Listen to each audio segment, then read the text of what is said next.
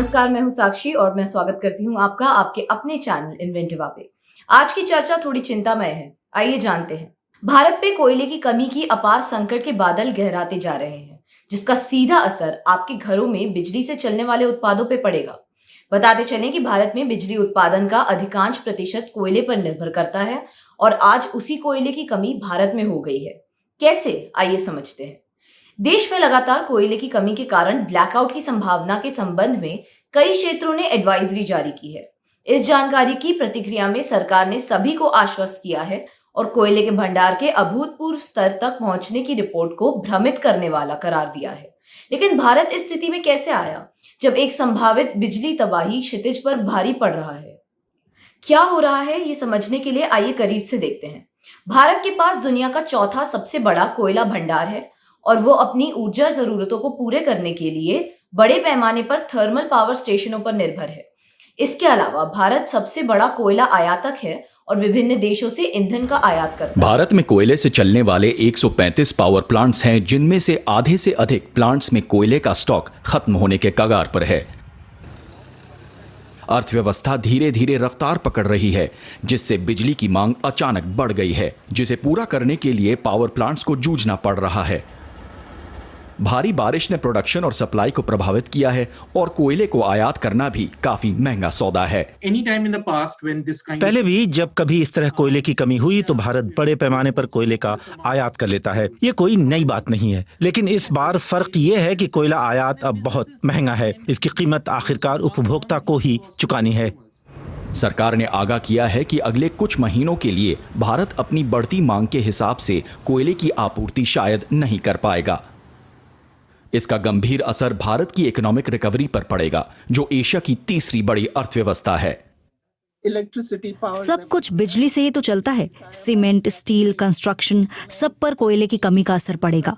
ये खतरे की घंटी है जो कह रही है कि एनर्जी के रिन्यूएबल रिसोर्सेज पर ज्यादा काम करने की जरूरत है। बीते कुछ वर्षों में भारत सरकार ने रिन्यूएबल एनर्जी पर अधिक ध्यान देना शुरू किया है, लेकिन उससे मौजूदा संकट का समाधान नहीं हो सकता। बदलाव की ये प्रक्रिया पूरी तरह से संभव नहीं है और ये कभी उम्दा रणनीति भी नहीं होगी।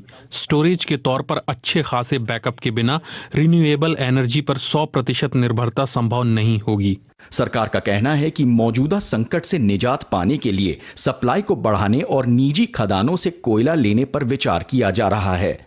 इसके बिना भारत को बड़े पैमाने पर पैदा होने वाली ऊर्जा संबंधी समस्याओं से छुटकारा नहीं मिलने वाला। कोयले की किल्लत की कुछ प्रमुख वजहें जानी इस रिपोर्ट में।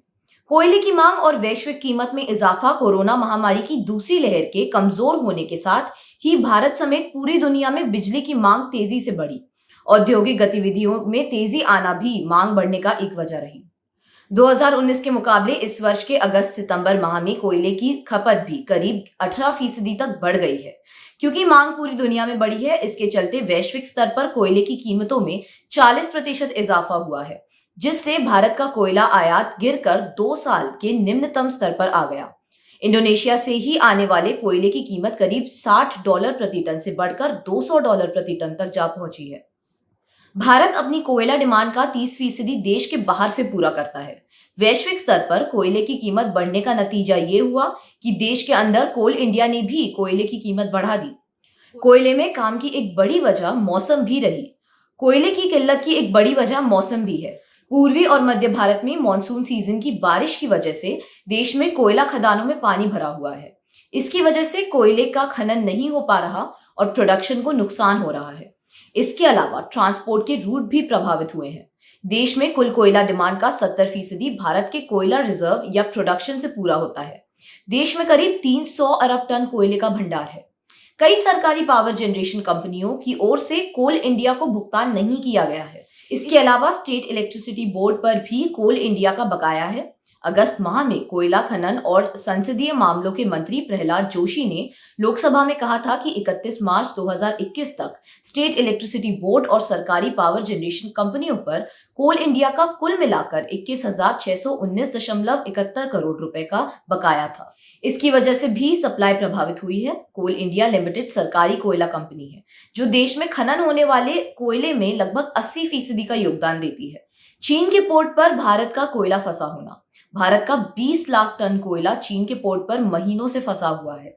ये कोयला भारत ने ऑस्ट्रेलिया से मंगवाया था। अपनी ऊर्जा जरूरत को पूरा करने के लिए भारत को इंडोनेशिया, ऑस्ट्रेलिया और अमेरिका से भी कोयले का आयात करना पड़ता है।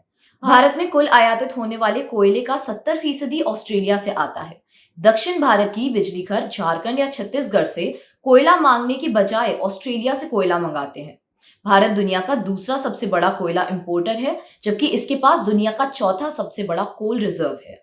कोयला वास्तव में विश्व की शक्ति का सबसे बड़ा स्रोत है। कोयले से चलने वाले बिजली स्टेशन भारत के 72% बिजली प्रदान करते हैं।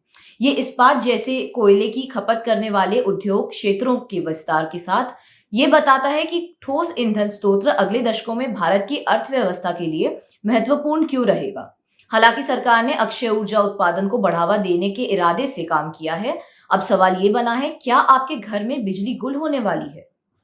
आइए समझते हैं। क्योंकि थर्मल कोयला आधारित बिजली संयंत्रों पर भारत की निर्भरता अधिक बनी हुई है, रेटिंग एजेंसी ने निकट भविष्य में बिजली की आपूर्ति में मामूली कमी की भविष्यवाणी की है, जो आगामी त्योहारी सीजन में घरेलू मांग में वृद्धि के कारण है। एजेंसी के अनुसार कोयले की इन्वेंट्री की स्थिति में अगले कई दिनों में सुधार होने की संभावना नहीं है। बहरहाल एजेंसी को उम्मीद है कि बिजली उद्योग के बाहर कोयले की कमी का असर पड़ेगा। आइए जानते हैं कि विभिन्न राज्य संकट से कैसे निपट रहे हैं। गुजरात। टाटा समूह ने गुजरात की मुद्रा में अपने आयातित कोयला आधारित बिजली स्टेशन पर उत्पादन रोक दिया है, जिसने गुजरात को 1850 मेगावाट ऊर्जा, पंजाब को 475 मेगावाट, राजस्थान को 380 मेगावाट और बॉम्बे को 760 मेगावाट और हरियाणा को 380 मेगावाट। पंजाब पीएसपीसीएल एक सरकारी उपयोगिता ने घोषणा किया है कि 13 अक्टूबर तक 3 प्रतिकृति तक बिजली कटौती लागू रहेगी। Punjab electric supply corporation limited या पीएसपीसीएल एक गंभीर कोयले के कारण बिजली उत्पादन को कम करने और लोड शेडिंग को लागू करने के लिए बाध्य है। राजस्थान में हर दिन 1 घंटे बिजली बंद रहती है। Tamil Nadu production and transmission corporation ने घोषणा की है कि चेन्नई के क्षेत्रों में रखरखाव के काम के लिए बिजली बंद कर दी गई है। झारखंड और बिहार में भी कोयले की कमी कहर बरपा रही है। आंध्र प्रदेश राज्य में भारी आपूर्ति की कमी के कारण बिजली की अप्रत्याशित कटौती हो रही है और अगर सिंचाई पंप बिजली से संचालित नहीं होते हैं तो फसलों के सूखने का खतरा होता है। केरल के ऊर्जा मंत्री के कृष्णकुट्टी ने रविवार को कहा कि अगर थर्मल पावर स्टेशनों के लिए कोयले की कमी के कारण कॉमन पूल से बिजली की कमी लंबे समय तक बनी रहती है तो प्रांतीय सरकार को लोड शेडिंग की ओर रुख करना पड़ सकता है। मध्य प्रदेश के ऊर्जा मंत्री प्रद्युम्न सिंह तोमर ने रविवार को कहा कि राज्य की स्थिति बेहतर है। मंत्री के अनुसार राज्य सरकार ने अपनी बिजली संयंत्रों के लिए 8 मीट्रिक टन कार्बन के अधिग्रहण के लिए निविदाएं जारी की हैं। बवाना में दिल्ली की सीमा पर एक 1300 मेगावाट ईंधन बिजली स्टेशन है। दिल्ली में 3 कंपनियां अब बिजली की जनरेटर नहीं है, सभी थोक व्यापारी हैं। हम केंद्र में सिर्फ वनस्पतियों पर भरोसा करते हैं। अगर आपूर्ति कुछ दिनों के भीतर नहीं आती है तो दिल्ली का पूरा शहर बिजली के बिना होगा, श्रीमान जैन ने समझाया। भारत के संघीय ग्रिड ऑपरेटर के दैनिक लोड डिस्पैच डेटा के रॉयटर्स के अध्ययन के अनुसार अक्टूबर के पहले 7 दिन में देश की बिजली वितरण की कमी वर्ष के लिए देश के कुल घाटे का 11.2% थी। हालांकि डेटा जनता के लिए खुला है। अध्ययन समस्या के दायरे का पहला स्पष्ट संकेत देता है। कीमतों में वृद्धि के रूप में वैश्विक ईंधन आपूर्ति को बढ़ाया जा रहा है, जबकि बाजार की आपूर्ति श्रृंखला वास्तविक खपत की वापसी से महामारी के बंद होने से तनावपूर्ण हो रही है। श्री केजरीवाल ने आज ट्वीट किया कि उन्होंने प्रधानमंत्री नरेंद्र मोदी को पत्र लिखकर शहर के बिजली संयंत्रों के लिए पर्याप्त कोयला और गैस आपूर्ति हासिल करने में मदद का अनुरोध किया था।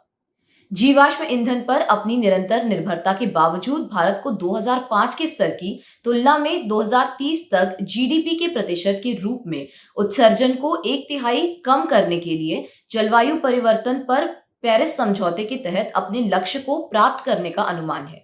आईईए के अनुसार भारत देशों के बीच तीसरी सबसे अधिक कार्बन डाइऑक्साइड उत्सर्जक है। फिर भी इसका व्यक्ति उत्सर्जन कुल वैश्विक औसत का सिर्फ 40% है। तो अब आप समझ गए होंगे कि समस्या कितनी विकट है। अब देखना यह है कि कैसे भारत के सत्ताधारी इस समस्या से भारत को बचाते हैं। तब तक के लिए धन्यवाद। सुरक्षित रहें और जितना हो सके बिजली का उपयोग कम करें। मैं साक्षी विदा लेती हूँ। मिलेंगे एक बार फिर एक नई रिपोर्ट के साथ। तब तक देखते रहिए इन्वेंटिवा।